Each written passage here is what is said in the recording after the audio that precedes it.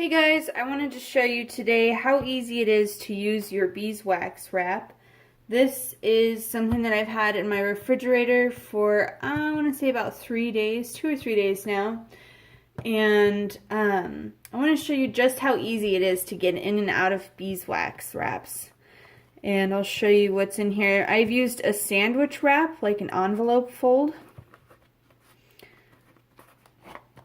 This is my goat cheese Gouda right here, and this is my little beeswax wrap. So I would just use my goat cheese, get whatever I wanted off of there, open that back up, put it back in there, pinch it down on the sides a little bit, and the warmth of your hands will actually do most of the work for you because the beeswax and the jojoba oil reacts to the warmth in your hands. So, yeah, and then I just pop that back in the refrigerator where the rest of my cheeses and stuff are. And this actually stays really nice and fresh in the refrigerator. And I'm going to pause this really quick so I can show you how I folded this beeswax wrap. So you can fold it at home this way too. As you can see, this is my beeswax, and I have used it several times, so you can see a little bit of cracking.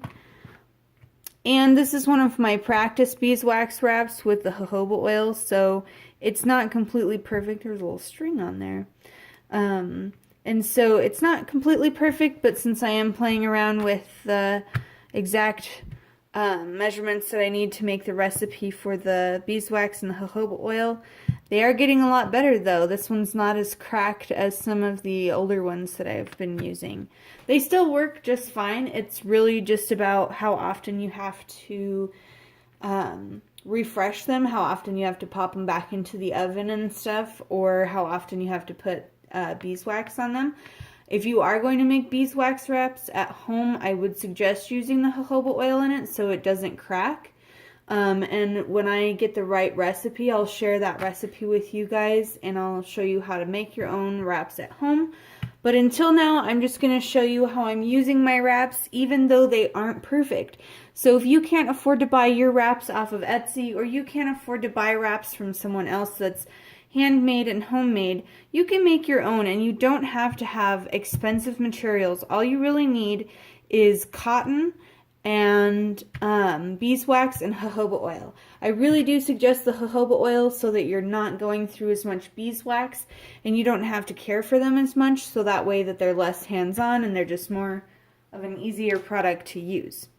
So let's get to wrapping. In this video I'm going to show you how I made my wrap for my cheese, my goat's cheese that I just showed you. So here we have, this is a square piece of fabric, and I have tried to cut it into as close as perfectly as a square as I could. So, and that helps just to make it look neater and prettier. So I'm going to fold this into a triangle, and since this has already been folded this way, it's really easy for me to fold it this way. But since yours won't be that way, you can just press these edges down and see how it's created. It's nice and thin and it's sticking to itself right there. That's what beeswax does when you put the warmth of your hands on it. And now I'm just going to move this over here off to the side and fold it down like that. I know all of my technical terms, so wonderful. But yeah, so we're just making like a little envelope fold. No biggie. Now I'm going to take what I just folded down and then open, see where I've opened this up right here. Now I'm going to just slide this down in here.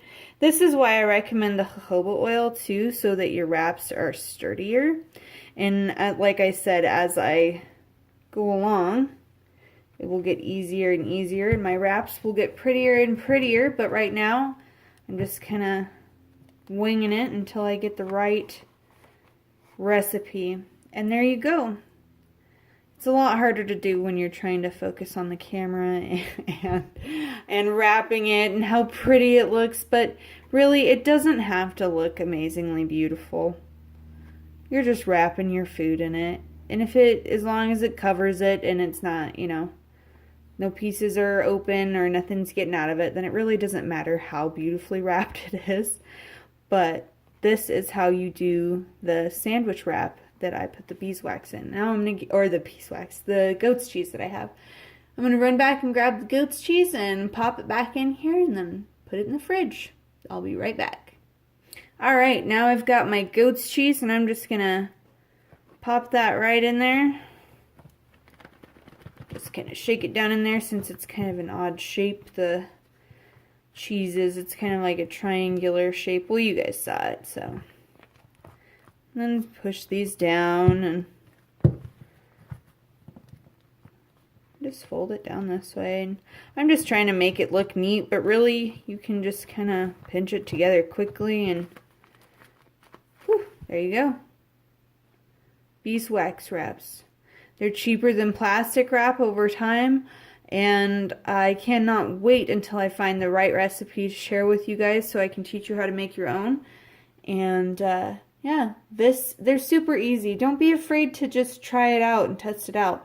Find a couple of recipes and try it out for yourself if you like this product. But I promise, here in like the next week or so, I will get caught up on all of my videos and I will be posting how to make your own beeswax wraps.